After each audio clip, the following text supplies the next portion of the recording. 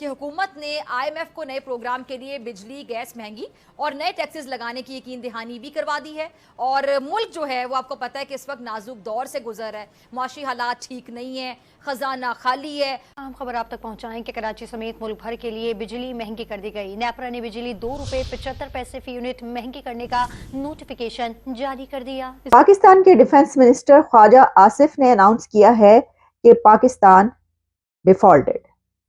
ان کا کہنا تھا کہ پاکستان ڈیفالٹ کر گیا ہے، ملک کا دیوالیہ نکل چکا ہے۔ یہ حکومت قرض لے کر تنخواہیں دے رہی ہے اور اس وقت عوام کو ریلیف بالکل بھی نہیں دیا جا سکتا، عوام کو کچھ عرصہ مشکلات کا سامنا کرنا پڑے گا۔ سستی کر دیں گے تو یہ جو انہوں نے غلط بات کرتے ہیں، جھوٹ بولتے ہیں، سچ نہیں بولتے آ کے، اور پھر جب اس طرح کے واقعات ہوتے ہیں، جب یہ کہ انہوں بڑھانا ہوتا ہے تو یہ پالیٹکس کی طرف چیزیں لے جاتے ہیں۔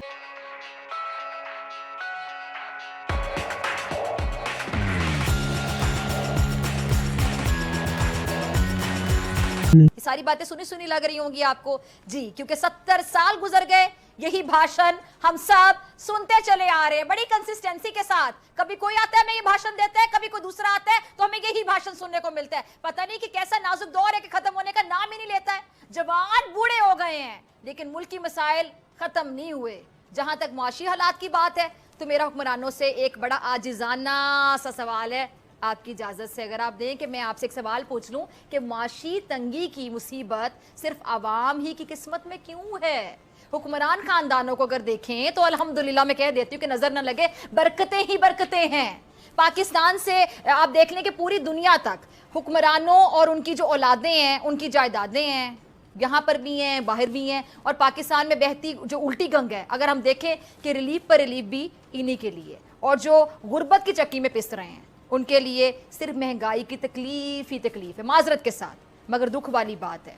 اور کل کا فیصلہ دیکھ لیں کہ حکومت نے پیٹرول کی قیمت میں تقریباً 10 روپے فی لیٹر کا اضافہ کر دیا، اور یہ اضافہ اس وزیر اعظم شہباز شریف صاحب کے دور میں ہوا ہے جنہیں اپوزیشن میں بیٹھ کر 140 روپے لیٹر پیٹرول بہت مہنگا لگتا، اور جو آپ کو یاد ہوگا اس وقت حکومت کو پیٹرول سستا کرنے کے طریقے اور فارمولے بھی بتاتے ہوتے تھے۔ صاحب ہیں جو وزیر اعظم کے عہدے پر براجمان، اور لگتا یہ ہے کہ اس کرسی پہ بیٹھتے ہی انہیں وہ سارے فارمولے بھول گئے ہیں جس سے پیٹرول سستا کیا جا سکتا ہے، جس سے مہنگائی کم کی جا سکتی ہے۔ سر اب کریں نا پیٹرول سستا، اب کریں نا مہنگائی کم، سب آپ کو ہی دیکھ رہے ہیں شہباز شریف صاحب کہ آپ سے امیدیں ہیں، آپ وزیر اعظم ہیں، لیکن اب تو حکومت مہنگائی کے لیے نئے دھماکے کرنے جا رہی ہے۔ پہلے صرف پیٹرول بم تھا، مگر اب خبر یہاں تک ہے کہ حکومت نے قرض لینے کے لیے IMF کو یقین دہانی بھی کروا دی ہے کہ وہ گیس کے ٹیرف بھی بڑھائے گی۔ پیٹرول ابھی صرف 10 روپے مہنگا ہوا ہے، 15 دن بعد مزید مہنگا کیا جائے گا۔ کہاں سے دے گی غریب عوام اتنے پیسے؟ اور یہی نہیں، ٹیکسوں کی تلوار بے رحمی کے ساتھ چلانے کا یقین بھی IMF کو دلا دیا گیا ہے۔ ٹیکسوں کا بوجھ جو پہلے ہی ناقابل برداشت ہے بیچارے غریب طبقے پہ، اس میں اب نئے ٹیکس لگا کر مزید اضافہ کرنے کی جو IMF کو یقین دہانی کروا دی گئی، یہ غریب بیچارہ جائے تو کہاں جائے؟ اور یہ سلسلہ رکنے والا نہیں ہے۔ اس لیے میرا پیارے پاکستانیوں کو مشورہ ہے کہ وہ اپنا بندوبست کر لیں کہ بلوں کی صورت میں انہیں ایسے ایسے غم ملنے جا رہے ہیں کہ جینا مشکل ہو جائے گا۔ کو ریلیف نہ دینے کے لیے آپ بہانہ کر رہے ہیں کہ ملک دیوالیہ ہو گیا ہے، یا واقعی ملک ڈیفالٹ ہو گیا ہے اور آپ بہانے سے یہ بتا رہے ہیں؟ بھئی یہ صاف صاف بتا دیں، آپ اس میں جو ہے وہ ادھر ادھر جانے کی کیا ضرورت ہے؟ پتلی گلی سے آپ بالکل سامنے آ کر بتائیے کہ جناب یہ ہو گیا، اور وہ انہوں نے بتائی دیا۔ یہ جو ہم کئی سالوں سے سن رہے تھے کہ ملک دیوالیہ ہونے کے قریب ہے، ملک ڈیفالٹ ہو جائے گا، تو اب وہ اچھا، اس سے پہلے بھی ایک مرتبہ خواجہ آصف جو ڈیفنس منسٹر ہیں وہ یہ بات کر چکے ہیں کہ ملک جو ہے وہ ڈیفالٹ ہو گیا ہے، اور اس وقت انہوں نے جب یہ کہا تھا تو سب حیران پریشان رہ گئے تھے، ہیں جی، اور ان کی اپنی حکومت یہ کہہ رہی تھی ہیں جی یہ کیا ہو گیا؟ ان کو پتہ چل گیا اس وقت، حالانکہ اسحاق ڈار جو ہیں وہ فائنانس منسٹر تھے۔ اب اسحاق ڈار فائنانس منسٹر نہیں ہے، بلکہ فائنانس منسٹر ہیں مسٹر اورنگزیب صاحب، لیکن جو اناؤنسمنٹ ہے وہ ڈیفنس منسٹر ہی کرتا ہے۔ یہ عجیب سی بات ہے کہ پاکستان کا فائنانس منسٹر ڈیفالٹ ہونے کی اناؤنسمنٹ نہیں کرتا بلکہ ڈیفنس منسٹر کرتا ہے۔ پہلے بھی ڈیفنس منسٹر خواجہ آصف صاحب نے فرمایا تھا کہ ملک دیوالیہ ہو گیا، ابھی بھی وہ یہ کہہ رہے ہیں، تو یہ چکر کیا ہے؟ تو جو فائنانس منسٹر ہے اس کا کام ڈیفنس منسٹر کیوں کر رہا ہے، اور ڈیفنس منسٹر کا کام جو ہے وہ اسٹیبلشمنٹ کیوں کر رہی ہے، اور اسٹیبلشمنٹ کا جو کام ہے وہ اسٹیبلشمنٹ ہی کیوں کر رہی ہے؟ خیر، یہ ہم پتہ نہیں کس طرف نکل جائیں گے، لیکن اب آپ کو ہم نے یہ تو بتا دیا، ذرا سن لیں کہ انہوں نے اور کیا فرمایا۔ بہت بڑا طبقہ جو ہے جو ٹیکس ہی نہیں دیتا. مثلا یہ ریٹیلر ہمارا جو ہے یہ ٹیکس نہیں دیتے, ہول سیلر ٹیکس نہیں دیتے. چند لاکھ جو ہے لوگ جو ہے وہ ٹیکس دیتے ہیں, اور ان میں بھی زیادہ تر وہ لوگ ہیں جو سیلریڈ کلاسز ہیں.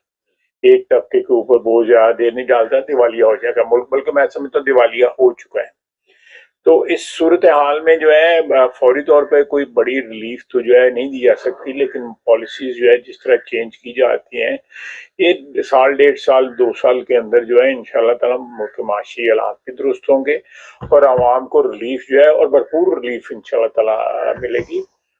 اسی طرح ہماری بیوروکریسی ہے, یہ سارے کے سارے جو ہے نا وہ اس وقت سیاست کھیل رہے ہیں. سیاستدان جو ہیں وہ تو سیاست میں بالکل بیک گراؤنڈ میں چلے گئے ہوئے ہیں. یہ لوگ جو ہے ججز جو ہیں, جوڈیشری جو ہے ہماری, وہ سیاست میں اس وقت لیڈ لے رہی ہے. کسی نے عدلیہ میں سوچا ہے کہ ان کیسز کے فیصلے کیے جائیں؟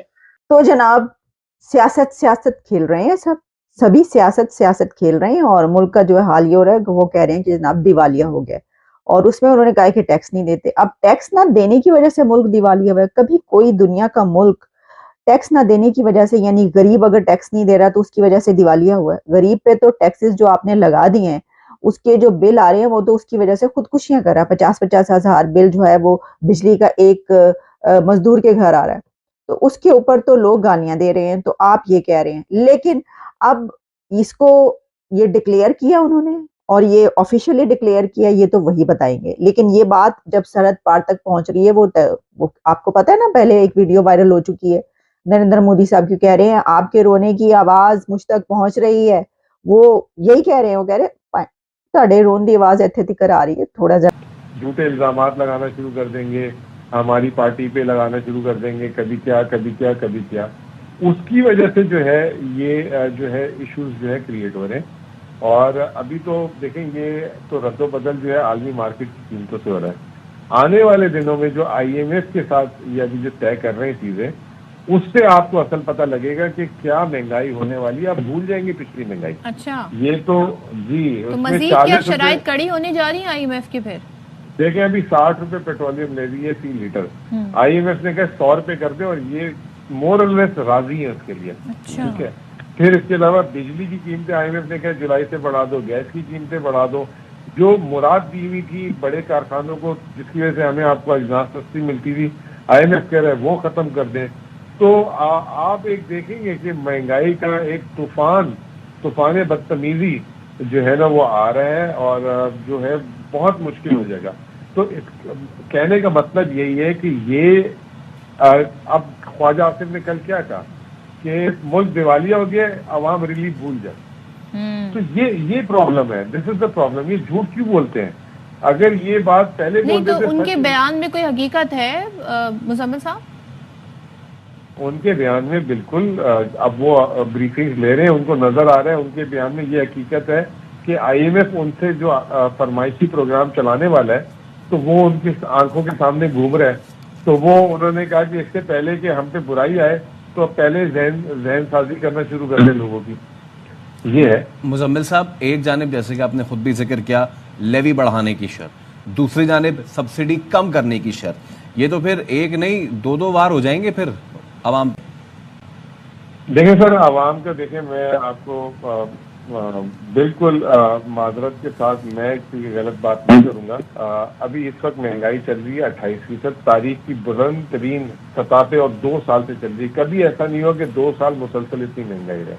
یہ آنے والے 1 سال میں بھی رہے گی, اور اس کا صرف اب ایک علاج ہے, وہ